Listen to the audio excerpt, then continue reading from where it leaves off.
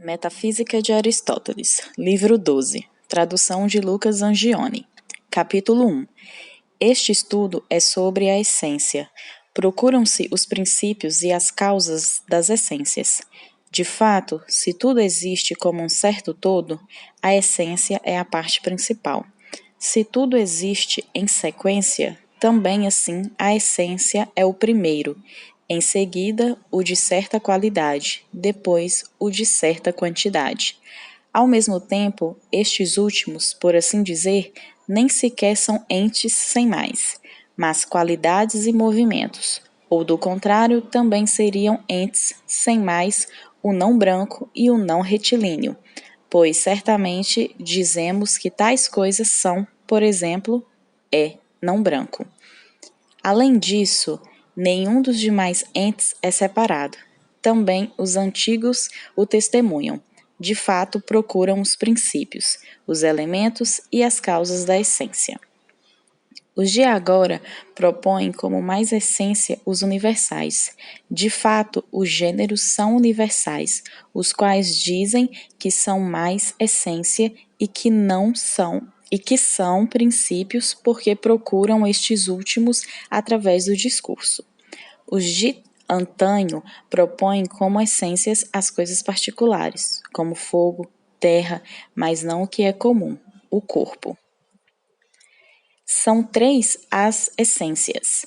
Uma é sensível, desta uma é eterna, outra perecível, a qual todos admitem, por exemplo, as plantas e os animais, cujos elementos é necessário apreender se são um só ou muitos. Outra essência é não suscetível de movimento, e esta alguns dizem que existe separadamente, uns dividindo-a em duas, outros considerando as formas e as coisas matemáticas como uma única natureza. Outros, enfim, considerando apenas as coisas matemáticas. Aquelas competem à ciência da natureza, pois se dão com um movimento, mas esta compete à outra, dado que nenhum princípio lhes é comum. A essência sensível é suscetível à mudança, dado que a mudança procede de opostos ou intermediários, e não de quaisquer opostos, pois a voz é não branca. Mais do que é contrário, necessariamente existe algo que muda para os contrários, pois não são os contrários que mudam. Capítulo 2. Além do mais, isso subsiste, mas aquilo que é contrário não subsiste. Portanto, há uma terceira coisa, além dos contrários, a matéria. Dado que as mudanças são quatro, ou segundo o algo, ou de qualidade, ou de quantidade, ou de lugar, geração e corrupção, sem mais, são a mudança segundo o isto, crescimento e definhamento, a mudança de quantidade, alteração, a mudança de característica e locomoção, a mudança de lugar, as mudanças se dão nessas contrariedades particulares. Assim, necessariamente, é a matéria que muda, sendo capaz de ser ambos os contrários. Dado o ente comporta dos dois modos.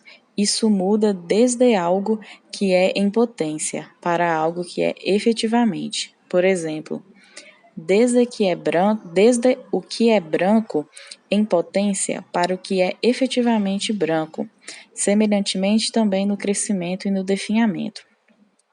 Por conseguinte, não apenas é possível que algo venha a ser a partir do não-ente por concomitância, mas também é verdade que tudo vem a ser a partir do ente, ou seja, a partir de algo que é em potência, mas que não é efetivamente. E é isso que é o de Anaxágoras, pois melhor que tudo junto, melhor que a mistura de Empédocles e de Anaximandro, melhor do que Demócrito afirma, seria dizer que tudo estava junto em potência, mas não efetivamente. Por conseguinte, alcançaram a matéria. Todas as coisas que sofrem mudança têm matéria, mas de tipos diversos.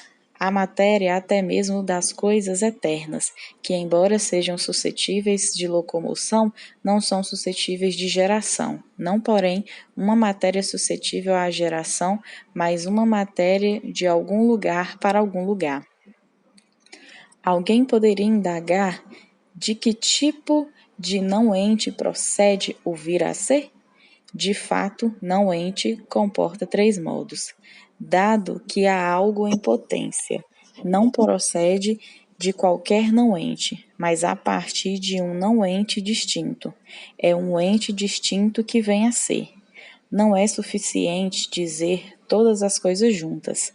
Elas são diferentes pela matéria, pois por que haveriam de se tornar infinitas, mas não só uma? A inteligência é uma só, de modo que, se também a matéria fosse uma só, surgiria efetivamente tal e tal coisa, que a matéria era em potência. Portanto, são três as causas e três os princípios. A contrariedade são dois, dos quais um é a determinação e a forma, outro a privação, e o terceiro é a matéria. Capítulo 3. Depois disso, estabeleçamos que nem a matéria nem a fórmula. Depois disso, estabeleçamos que nem a matéria e nem a forma são suscetíveis de vir a ser. Quero dizer, as que são últimas. De fato, tudo que sofre mudança é algo, e sofre mudança por força de algo e em direção de algo. Aquilo por força de que sofre mudança é o que primeiramente move. O que sofre a mudança é a matéria, aquilo em direção a que muda é a forma. Ir-se-ia ao infinito, se não apenas o bronze viesse a ser esférico, mas também o próprio esférico ou o bronze viesse a ser, necessariamente, isto para. Depois disso, estabeleçamos que cada essência vem a ser a partir de algo sinônimo. São essências as coisas por natureza, bem como outras. De fato, algo vem a ser ou por técnica, ou por natureza, ou por acaso, ou pelo espontâneo. A técnica é um princípio em outra coisa, ao passo que a natureza é um princípio na própria coisa. De fato, é um ser humano que gera um ser humano. Já as causas restantes são privações destas. São três as essências. A matéria, que é um certo isto, por assim aparecer, de fato, o que se dá por mero contato e não por concrescimento é matéria e subjacente. A natureza, que é um certo isto e certa disposição para a qual se dirige a mudança.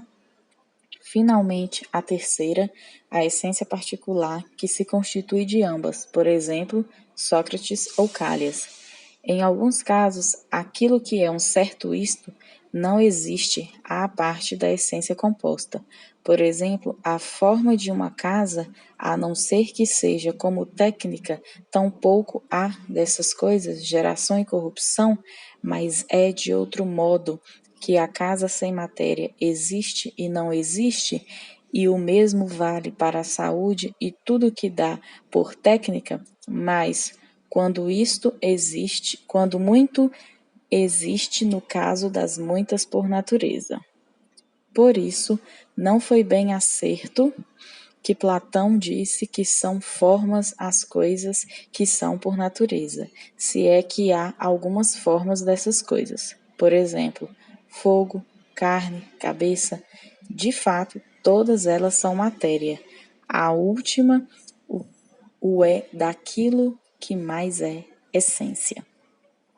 Assim, as causas que propiciam movimento são causas que se dão antes, mas são simultâneas às que são causas como a definição. De fato, a saúde precisamente quando o homem tem saúde, assim como a figura de esfera ênia simultaneamente à esfera ênia. Devemos examinar se, de fato, algo subsiste posteriormente. Em alguns casos, nada o impede. Por exemplo, se é algo de tal tipo, a alma não, toda a alma, mas a inteligência. pois certamente é impossível que o seja toda a alma. Assim, é evidente que, ao menos por essas razões, não é preciso haver ideias. Um ser humano gera um ser humano, um particular gera um qualquer. Ocorre de modo similar nas técnicas. A técnica medicinal é a definição de saúde. Capítulo 4. De certo modo, as causas e os princípios são diversos, para coisas respectivamente diversas, mas, de outro modo, se nos pronunciarmos universalmente e por analogia, são os mesmos para todas as coisas. De fato, alguém poderia indagar se os mesmos ou de fato, alguém poderia indagar se são os mesmos ou distintos os princípios e os elementos das essências e dos relativos, e semelhantemente em cada categoria. Ora, se fossem idênticos para todas, seria absurdo. Os relativos e as essências se constituíram de uma mesma coisa. Que coisa então seria esta? Com efeito, à parte da essência e das demais categorias não há nada comum, e um elemento é anterior àquilo de que é elemento. Além do mais, a essência não é elemento dos relativos, assim como nenhum deles é elemento da essência. Além disso, como seria possível que fossem os mesmos os elementos de todas as coisas? De fato, não é possível que um elemento seja idêntico àquilo que se constitui de elementos. Por exemplo, que B ou A sejam idênticos a Bá. Tampouco um elemento inteligível pode sê-lo, por exemplo, o ente ou o um. De fato, eles atribuem-se a cada uma das coisas compostas. Assim, não seria possível que algum elemento fosse essência ou relativo. No entanto, seria necessário que fossem. Portanto, não há elementos idênticos para todas as coisas. Ou conforme dissemos, de certo modo, são os mesmos, mas de outro não. Por exemplo, dos corpos sensíveis, a título de forma, é o quente, e de outro modo é o frio. A privação e como matéria, o primeiro item que, em si mesmo, é em potência ambas as coisas, e são essências tais coisas, e as que delas procedem, das quais elas são princípios, ou se surgem algo único do quente e do frio, por exemplo, carne ou osso, de fato o que surge é, de fato o que surge é, necessariamente algo distinto deles. Dessas coisas, os elementos e os princípios são os mesmos, mas de coisas diversas são diversos. Mas de todas as coisas não é possível afirmá-lo desse modo, mas apenas conforme algo análogo. Ou seja, se poderia dizer que os princípios são três, a forma, a privação e a matéria, no entanto, cada um desses princípios é distinto em um gênero respectivamente distinto, por exemplo, do domínio da cor, branco, negro e superfície, luz, treva e ar. Desses itens resulta dia e noite. Dado que são causas não apenas os itens imanentes, mas também alguns itens externos, por exemplo, aquilo que propicia movimento, é evidente que são distintos princípio e elemento, embora ambos sejam causas. E é evidente que princípio divide-se nesses tipos, e que aquilo que propicia movimento ou repouso é certo princípio e essência. Por conseguinte, conforme a analogia, os elementos são três, mas os princípios e as causas são quatro, e o elemento é distinto em um domínio, respectivamente distinto, assim como é distinta em um domínio, respectivamente distinto, a causa primeira que propicia movimento. Saúde, doença, corpo, o que propicia movimento é a arte medicinal. Forma, tal e tal desordem, tijolos, o que propicia movimento é a arte de construir, e princípio divide-se nestes tipos. Dado que no domínio das coisas naturais, aquilo que propicia movimento em relação a um ser humano é um ser humano, e no domínio das coisas que se dão por pensamento é a forma ou seu contrário, de certos modos, as causas são três, mas de outro são quatro. De fato, a arte medicinal é, de certo modo, a saúde. A arte de construir é, de certo modo, a forma da casa, assim como um ser humano gera um ser humano. Além das causas, há ainda aquilo que, sendo primeiro que tudo, move todas as coisas. Capítulo 5. Dado que há coisas separadas e coisas não separadas, aquelas é que são essências. Dado que há coisas separadas e coisas não separadas, aquelas é que são essências. É por isso que as causas de todas as coisas são as mesmas, porque sem as essências não há modificações e movimentos. Tais causas hão de ser a alma, talvez, e o corpo, ou inteligência, desejo e corpo. Além disso, de outro modo, os princípios são os mesmos pelo análogo, por exemplo, efetividade e capacidade, mas também tais princípios são diversos em domínios, respectivamente diversos e diversamente. De fato, em alguns casos, uma mesma coisa é, em certo momento, efetivamente, e em outro momento, em potência. Por exemplo, vinho, carne ou ser humano. Também tais princípios incidem nas causas mencionadas. A forma é efetivamente, se for separada, assim como o composto de ambas é efetivamente, mesmo se for privação, por exemplo, treva ou doente. Já a matéria é impotência, pois é ela que pode vir a ser ambas. De outro modo, são diferentes efetivamente e em potência os princípios das coisas cuja matéria não é a mesma, das quais a forma não é a mesma, mas diversa. Por exemplo, do ser humano são causas e elementos, fogo e terra, a título de matéria, bem como forma própria. E ainda outra coisa externa, por exemplo, o Pai e, finalmente, além dessas, o Sol e o seu círculo oblíquo. E estas últimas são causas não como matéria, forma ou privação, nem como algo homoforme, mas como propiciadoras de movimento. Além disso, devemos considerar que é possível enunciar certas causas universalmente, mas outras não. Com efeito, para todas as coisas, aquilo que primeiramente é tal e tal coisa, efetivamente é princípio primeiro, bem como outra coisa, que é em potência a primeira. No entanto, essas causas universais não são de fato das coisas particulares, é uma coisa particular que é causa. Ser humano é causa de ser humano, universalmente, mas não há nenhum ser humano universal. Ora, Peleu é causa de Aquiles, teu pai é tua causa, este B é causa deste Bá, e em geral B é causa de Bá, sem mais. Além disso, ainda que sejam as mesmas as causas das essências, são respectivamente distintos conforme foi dito. Os elementos e as causas das coisas que não estão em um mesmo gênero, das cores, dos sons, das essências, da qualidade, a não ser por algo análogo.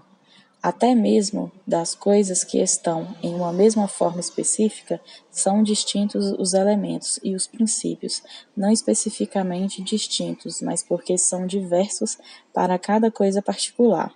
Tua matéria, tua forma, aquilo que te propiciou movimento e de outro lado, minha matéria, mas pela descrição universal são os mesmos. Procurar saber se são os mesmos ou se são distintos os princípios ou os elementos das essências, dos relativos e das qualidades é evidentemente possível a respeito de cada um, na medida em que se dizem de vários modos. Mas, uma vez assim distinguidos, os princípios não são os mesmos, mas distintos, embora, de certo modo, sejam princípios de tudo. De certo modo, são os mesmos, ou são análogos, matéria, forma, privação, motor.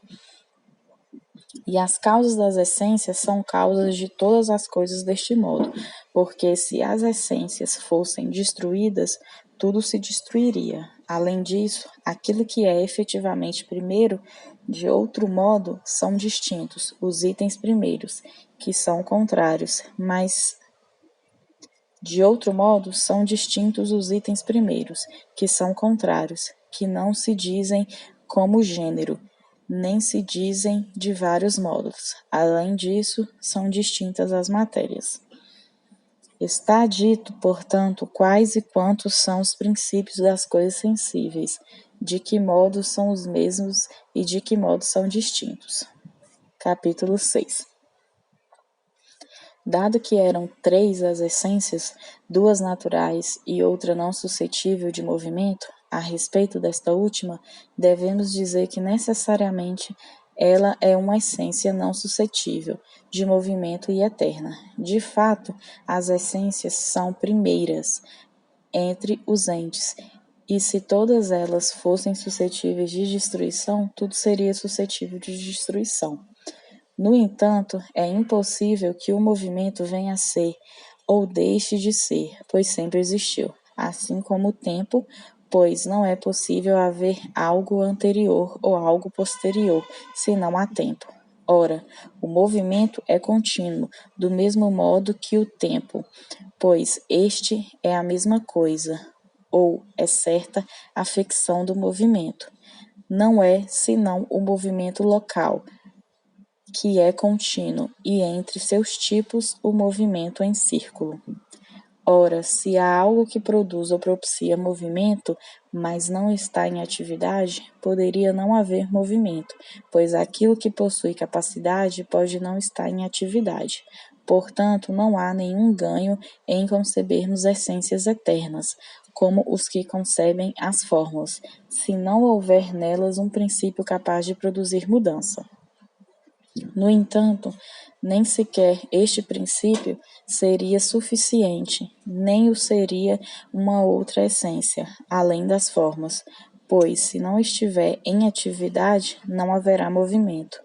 Além disso, tampouco seria suficiente se tal princípio estivesse em atividade, mas sua essência fosse potencialidade, pois o movimento poderia não ser eterno, dado que é possível que aquilo que é em potência não seja. Portanto, é preciso haver um princípio tal que sua essência seja atividade. Além disso, é preciso que tais essências sejam sem matéria, pois é preciso que elas sejam eternas, se justamente há algo mais eterno. Portanto, elas são atividade. Há, no entanto, um impasse. De fato, reputa-se que tudo que está em atividade tem capacidade, mas que nem tudo que tem capacidade está em atividade, de modo que a capacidade seria anterior. Ora, se isso for o caso, poderá não haver ente algum, pois é possível ter a capacidade de ser, mas ainda não ser. E se for como dizem os teólogos que geram o todo a partir da noite, ou como os estudiosos da natureza que diziam que todas as coisas estavam juntas, isso mesmo é impossível. De fato, como algo poderia mover-se se não houvesse uma causa em atividade? De fato, não é a matéria que propicia movimento para si mesma, mas é a arte de carpintaria que a move. Tampouco os sangues menstruais ou a terra propiciam movimento para si mesmo, mas é a semente, isto é, o sêmen que move. Por isso, alguns concebem que sempre há atividade, como Leucipo e Platão afirmam que sempre há movimento, mas não dizem qual movimento nem porquê, nem dizem a causa, se é de tal modo ou de outro. Ora, não há nada que se mova de qualquer maneira que calhar, mas sempre é preciso que algo esteja dado, como ocorre de fato. Se for por natureza, de tal e tal modo, por violência, ou pela inteligência, ou outra coisa, de tal e tal modo. Além disso, qual movimento seria o primeiro? Isso faz imensa diferença. Além disso, tampouco seria possível para o próprio Platão conceber o princípio que às vezes ele julga existir, aquilo que se move a si mesmo, pois, como ele diz, a alma é algo posterior e se dá simultaneamente ao céu. De certo modo, é acertado julgar que a capacidade é anterior à atividade, mas de certo modo, não, já foi dito como. Mas que a atividade é anterior. Testemunham-no Anaxágoras, Anaxágoras, pois a inteligência é atividade, e Empédocles, amizade e ódio, bem como os que afirmam que sempre há movimento, como Leucipo. Por conseguinte, não havia, durante um tempo ilimitado, caos ou noite, mas as coisas são as mesmas sempre, ou por séculos, ou de outro modo, dado que a atividade é anterior à capacidade. Assim, se é sempre a mesma coisa por ciclos, é preciso que algo sempre permaneça do mesmo modo em atividade. Por outro lado, para haver geração e corrupção, é preciso haver outra coisa que sempre esteja em atividade de modos diversos. Necessariamente, portanto, tal coisa, de certo modo, está em atividade por si mesma, mas, de outro modo, devido a outra coisa, ou devido a algo ainda distinto, ou devido àquele primeiro. Ora, é necessário que seja devido a este, caso contrário, o primeiro seria causa para ele, e também para a terceira coisa. Portanto, é melhor que seja devido primeiro. De fato, ele também é causa, pela qual se dá sempre do mesmo modo. Por sua vez, é o outro item que é causa pela qual se dá a cada vez de modo diverso. Mas, evidentemente, ambos são a causa pela qual se dá de modos diversos sempre. De fato, é assim que se dão os movimentos. Por que seria preciso procurar outros princípios? Capítulo 7.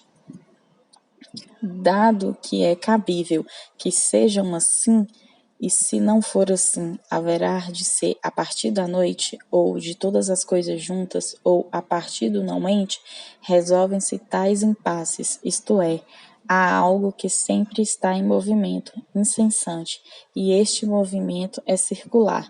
E isso é claro, não apenas pelo argumento, mas pelos fatos, de modo que o primeiro céu é eterno. Assim há também algo que propicia o movimento. Dado que aquilo que é movido e propicia movimento é intermediário, há algo que propicia movimento sem ser movido, sendo uma essência e uma atividade eterna. Propicia o movimento desse movimento aquilo que é desejável e aquilo que é suscetível de ser pensado. Propicia o movimento sem serem movidos.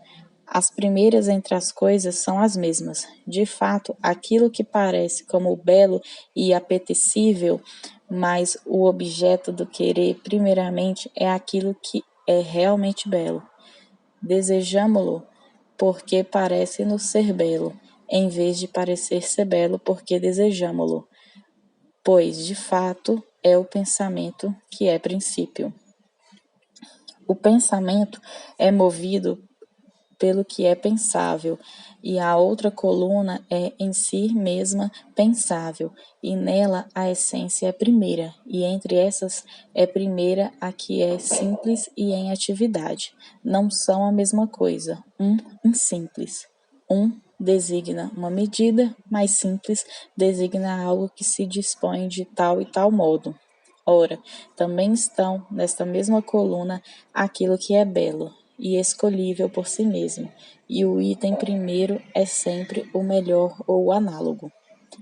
Que há em vista de que, entre as coisas não suscetíveis de movimento, essa distinção o mostra, em vista de que é para alguém ou em vista de algo, dos quais um está presente, mas o outro não.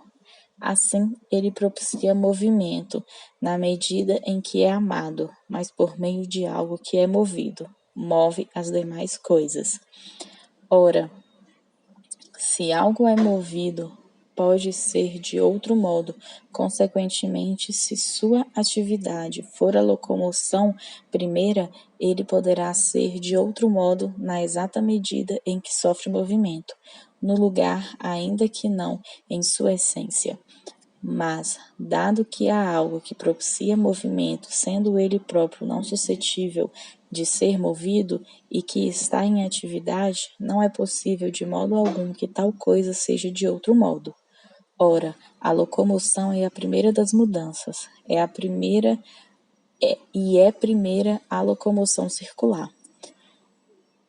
é esta que tal coisa promove. Portanto, tal coisa é necessariamente, e na medida em que é necessariamente, é de modo belo, e é assim que ela é princípio. De fato, necessário se diz desses modos, por violência, por é contra o impulso, aquilo sem o que não se dá o que é bom, e aquilo que não pode ser de outro modo, mas é de modo absoluto. Portanto, é de um princípio desse tipo que depende o céu e a natureza. Sua fruição é como aquela que nos é a melhor, por pouco tempo.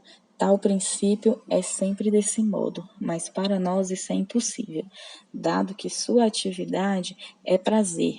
Por isso, o mais aprazível são vigília, percepção, pensamento e, devido a tais coisas, as expectativas e as memórias. O pensamento que é em si mesmo, o pensamento que é em si mesmo é daquilo que em si mesmo é o melhor, e aquilo que é mais pensamento, daquilo que é o melhor. O pensamento pensa a si mesmo por participação no pensável. De fato, torna-se pensável ao abordar e pensar. Por conseguinte, o pensamento e pensável são os mesmos. De fato, é pensamento aquilo que recebe o inteligível e a essência, e ele está em atividade, retendo o que é pensável. Por conseguinte, é isto, mais que aquilo, o item divino que, reputa-se, o pensamento possui, e sua ciência é o que há de mais prazeroso e melhor. Ora, se Deus sempre está bem, como nós estamos às vezes, eis algo admirável. Se ele se dispõe de maneira ainda melhor, é ainda mais admirável. Ele se dispõe desse modo, e uma vida lhe pertence, pois a atividade do pensamento é vida, e ele é essa atividade. A atividade que em si mesma lhe pertence é uma vida excelente e eterna. Com efeito, dizemos que Deus é um animal eterno, excelente, de modo que pertence a Deus uma vida e uma duração contínuas e eternas, pois é isso que Deus é. Não concebem acertadamente aqueles que, como os pitagóricos e Espeusipo, concebem que o que é mais belo e excelente não está no princípio, porque os princípios das plantas e animais são de fato causas, mas o belo e o completo estariam nas coisas que deles provém. Ora, a semente provém de coisas anteriores e completas, e o que é primeiro não é a semente, mas aquilo que é completo. Por exemplo, diríamos que um homem é anterior ao esperma, não o homem que nasce dele, mas o outro do qual provém o esperma. Assim, pelo que foi dito, é evidente que há uma essência eterna, não suscetível de movimento e separada das coisas sensíveis. Também está provado que não é possível que tal essência possua grandeza, pois ela é indivisível e desprovida de partes. De fato, ela propicia movimento por um tempo infinito, mas nenhuma coisa finita possui capacidade infinita, dado que qualquer grandeza ou é infinita ou finita. Por isso, ela não poderia ter uma grandeza finita, nem uma grandeza infinita, porque, em geral, não há nenhuma grandeza infinita.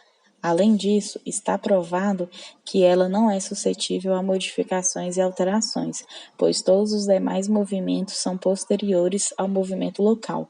Assim é evidente, porque essas coisas são deste modo. Capítulo 8.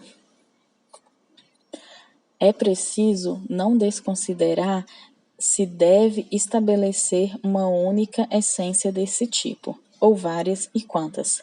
É preciso lembrar também que as declarações alheias a respeito dessa quantidade não afirmam nada que seja claro. De fato, a concepção sobre as ideias não inclui nenhuma investigação específica. De fato, os que propõem ideias afirmam que as ideias são números, mas a respeito dos números, às vezes falam como se fossem ilimitados, às vezes como se fossem limitados até o 10. No entanto, não se disse com seriedade demonstrativa a causa pela qual a pluralidade dos números é dessa quantidade. Nós, entretanto, devemos pronunciar-nos a partir do que se estabeleceu e se delimitou. O princípio, isto é, o primeiro entre os entes, é não suscetível de movimento em si mesmo e, por concomitância, e promove o movimento primeiro e eterno, que é único, dado que necessariamente aquilo que é movido por algo, dado que o primeiro motor é, em si mesmo, não suscetível de movimento, dado que o movimento eterno é promovido por algo eterno, é um movimento único, por algo único, dado que, além da locomoção simples do todo, a qual dizemos que a primeira essência não suscetível de movimento promove, vemos que há outras locomoções eternas, a dos planetas. De fato, o corpo que se move em círculo é eterno e sempre e sem repouso. Provou-se isso nas discussões sobre a natureza. Necessariamente também, cada uma dessas locomoções é movida por uma essência eterna, que em si mesma é não suscetível de movimento. De fato, a natureza dos astros é eterna, sendo uma essência, e o que os move é eterno e anterior ao que é movido, e necessariamente é essência àquilo que é anterior a uma essência. Assim, evidentemente, é necessário que exista a mesma quantidade de essências eternas em suas naturezas e em si mesmas, não suscetíveis de movimento e desprovidas de grandeza, pela causa antes mencionada. É evidente, portanto, que são essências e que entre elas há uma que é primeira, outra segunda, de acordo com a mesma ordenação das locomoções dos astros. Já o número dessas locomoções é preciso examiná-lo pela ciência, que entre as matemáticas é a mais apropriada à filosofia, isto é, a astronomia. De fato, é esta ciência que empreende seu estudo sobre essências que, embora sensíveis, são eternas, ao passo que as demais ciências matemáticas, isto é, a ciência dos números e a geometria, não estudam essência alguma. Que as locomoções são mais numerosas que os corpos movidos é evidente até mesmo para os que comedidamente tocaram no assunto, pois cada planeta é locomovido por mais de uma. Mas com relação a quantas são, de fato diremos para ter uma noção. Aquilo que alguns matemáticos dizem a fim de que haja um número determinado para nosso pensamento considerar. Quanto ao restante, devemos dizer certas coisas que investigamos, mas também as que buscamos saber junto aos que investigaram. Se aos que se empenharam nisso aparecer algo em desacordo com o que agora foi dito, devemos ter apreço por ambos os lados, mas dar crédito a quem for mais exato. Eudoxo concebeu que a locomoção do Sol, assim como a da Lua, envolve 3 esferas, das quais a primeira seria a das estrelas fixas, a segunda a que se move pelo círculo no meio do zodíaco, a terceira a que se move pelo círculo que está inclinado na largura do zodíaco. Mas o círculo no qual se move a Lua inclina-se em uma largura maior que o círculo no qual se move o Sol. Mas a locomoção de cada planeta envolve 4 esferas, entre as quais a primeira e a segunda são as mesmas que aquelas. De fato, as esferas das estrelas fixas é a que move todas, e a que se situa abaixo desta, e tem sua locomoção pelo círculo no meio do zodíaco. É comum a todas.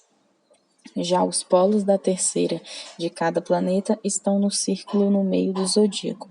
e a locomoção da quarta se dá pelo círculo que se inclina para o equador desta última. Os polos da terceira esfera são peculiares aos demais planetas, mas os de Vênus e Mercúrio são os mesmos. Calipo, por sua vez, concebeu a mesma posição das esferas de Eudoxo.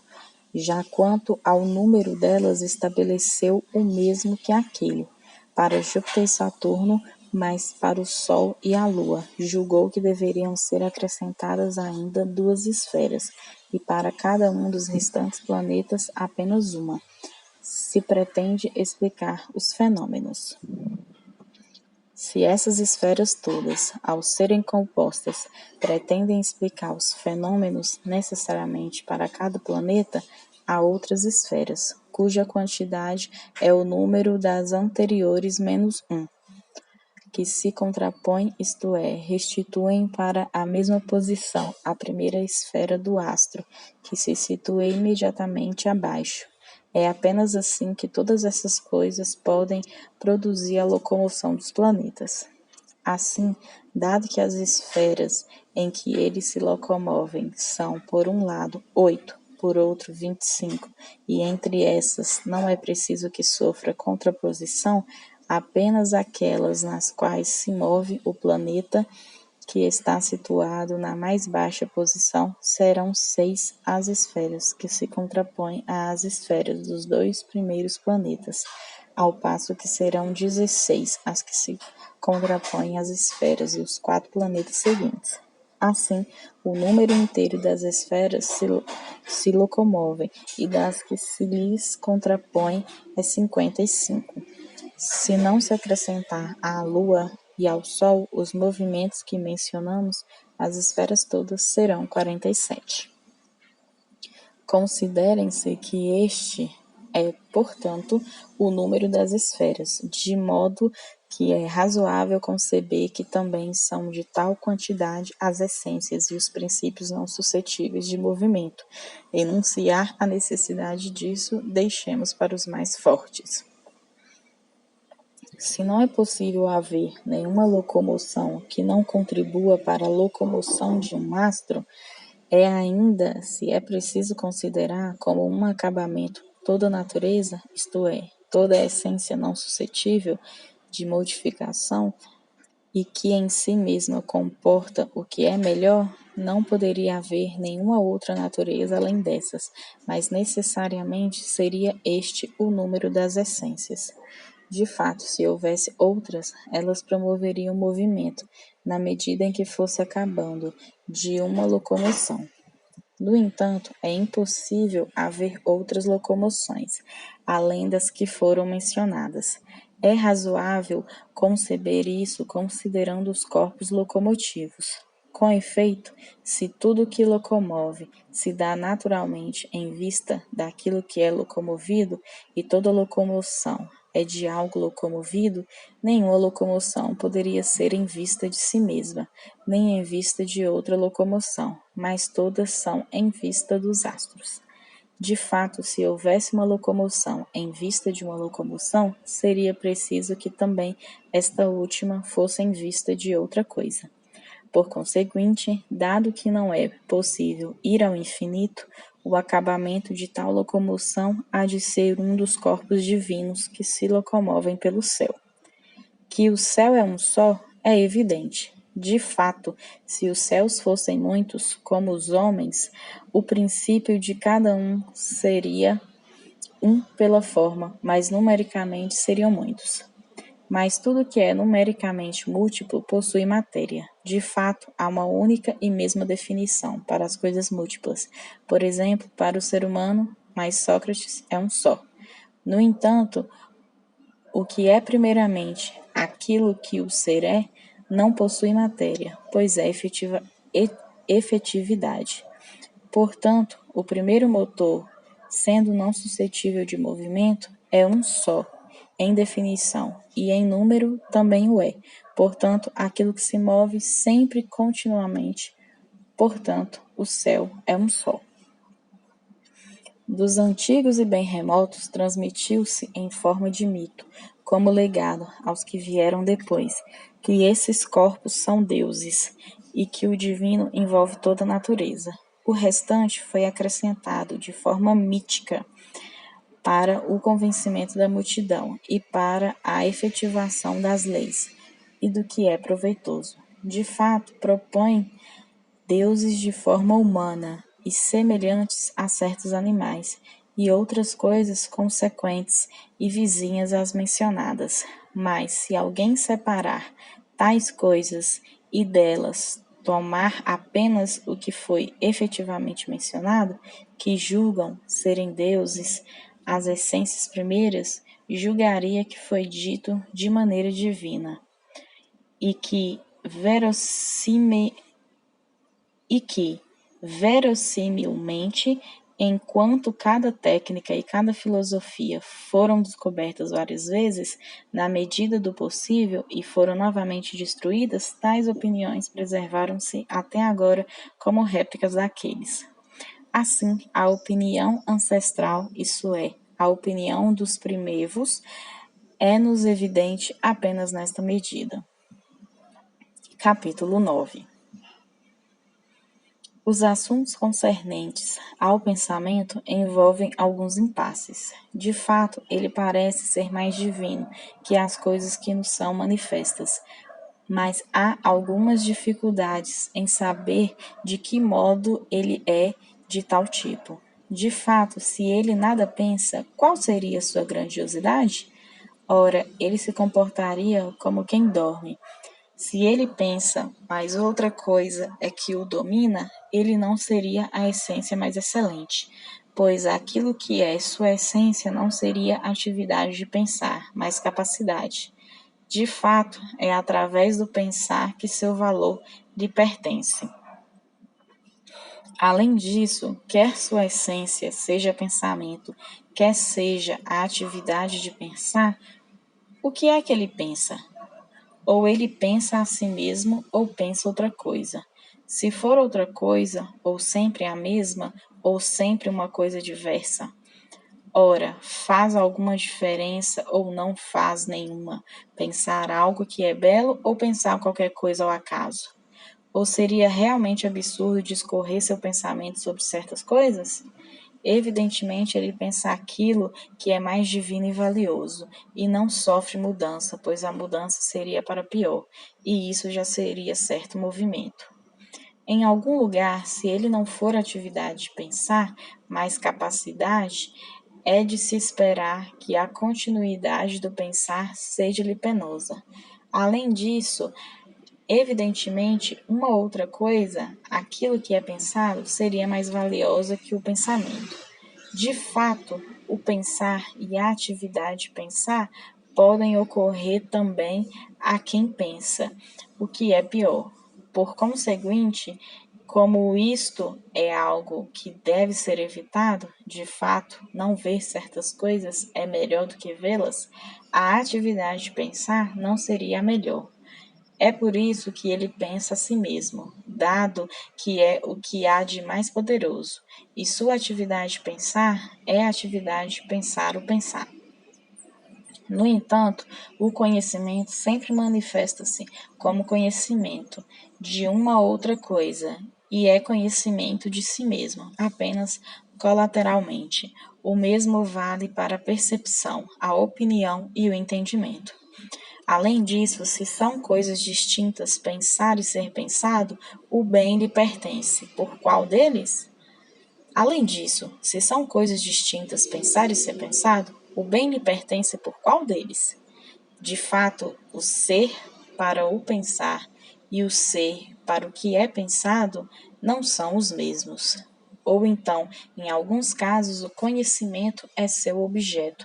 Nas ciências produtivas, a essência e aquilo que o ser é são sem matéria. Nas ciências teóricas, a definição e a atividade do pensar são o objeto pensado? Ora, se o pensamento e aquilo que é pensado não são distintos, para as coisas que não possuem matéria, serão uma mesma coisa, isto é, a atividade de pensar será uma só coisa com aquilo que é pensado. Ainda resta um impasse. Aquilo que é pensado é composto? De fato, o pensamento sofreria mudança entre as partes do todo. Ou então é indivisível tudo que não possui matéria?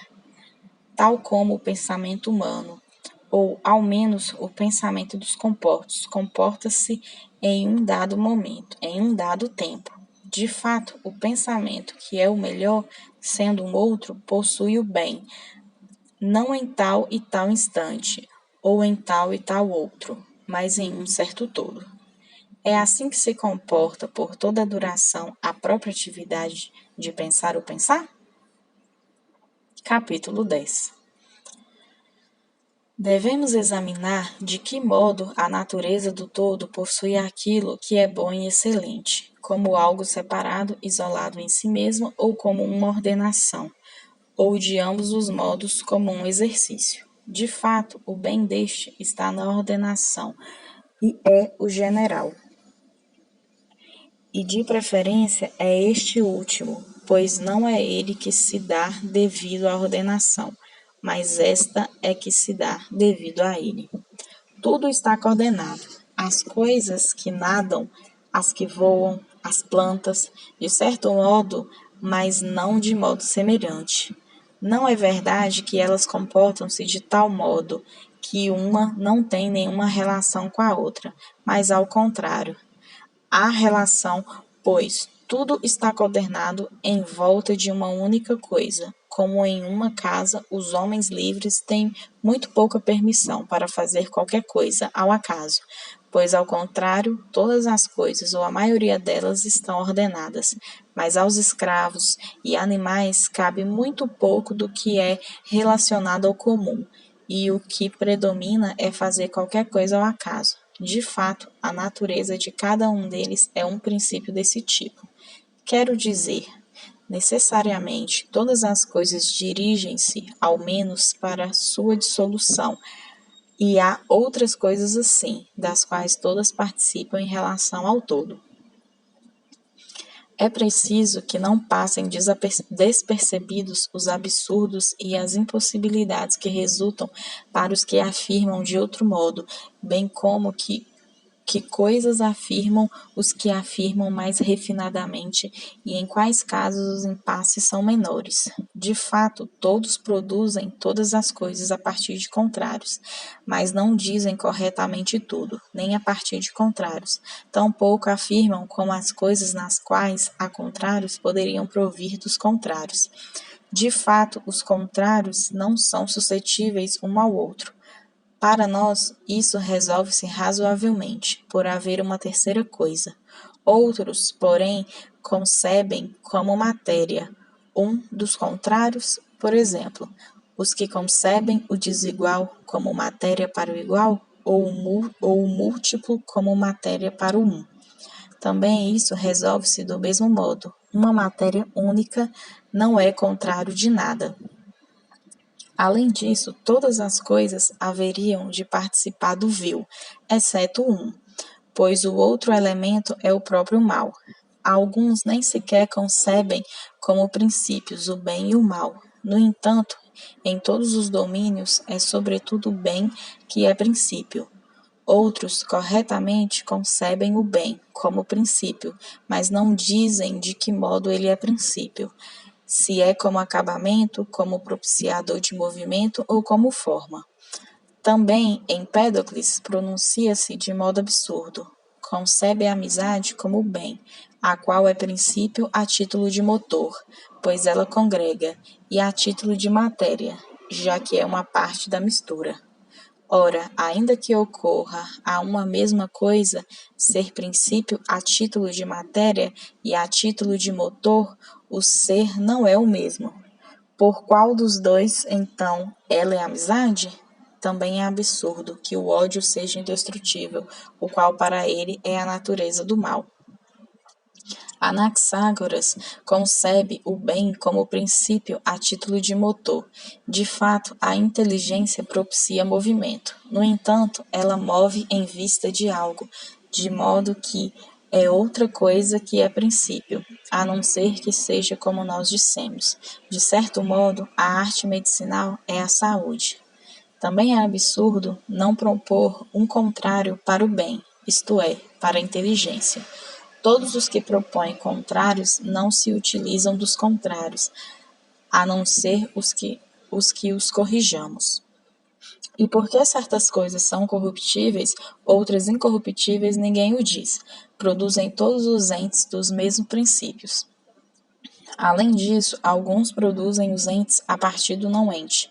Outros, para não serem forçados a isso, fazem todas as coisas serem uma só. Além disso, porque sempre há de existir vir a ser, e qual é a causa do vir a ser, ninguém o diz. Para os que propõem dois princípios, é forçoso que exista um outro princípio mais poderoso, e para os que propõem as formas, outro princípio ainda mais poderoso. De fato, porque algo participou ou participa, para os outros é forçoso haver algo contrário à sabedoria e ao conhecimento mais valioso, mas para nós, não, pois não há nada contrário ao que é o primeiro. De fato, todas as coisas contrárias possuem matéria e são impotência. A ignorância contrária relaciona-se ao que é contrário, mas não há nada que seja contrário ao que é o primeiro.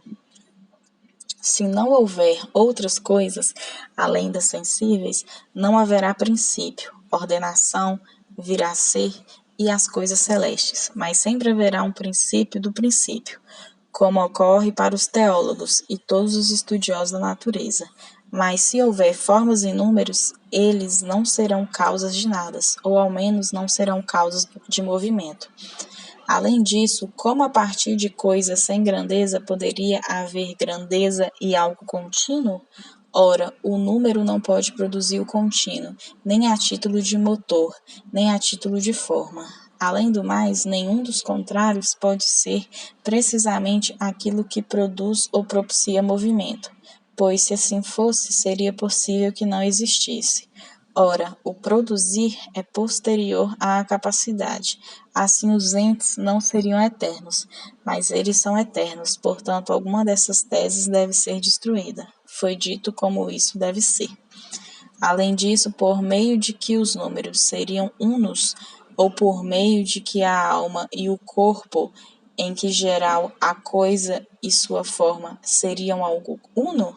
Além disso, por meio de que os números seriam unos, ou por meio de que a alma e o corpo, e em geral a coisa e sua forma seriam algo uno? Ninguém diz nada a este respeito, nem é possível que o diga, a não ser que diga como nós: aquilo que propicia movimento é que produz a unidade. Aqueles que propõem o número matemático como primeiro e assim sempre a realidade seguinte, e propõem princípios diversos para cada uma, fazem a essência do todo ser episódica. De fato, cada realidade não contribui em nada para a outra, por ser ou não ser, e multiplicam os princípios. No entanto, os entes não querem ser mal governados. Muitos chefes não é uma coisa boa, que haja só um chefe. Este foi o livro 12 de Metafísica de Aristóteles. Metafísica de Aristóteles, livro 12, tradução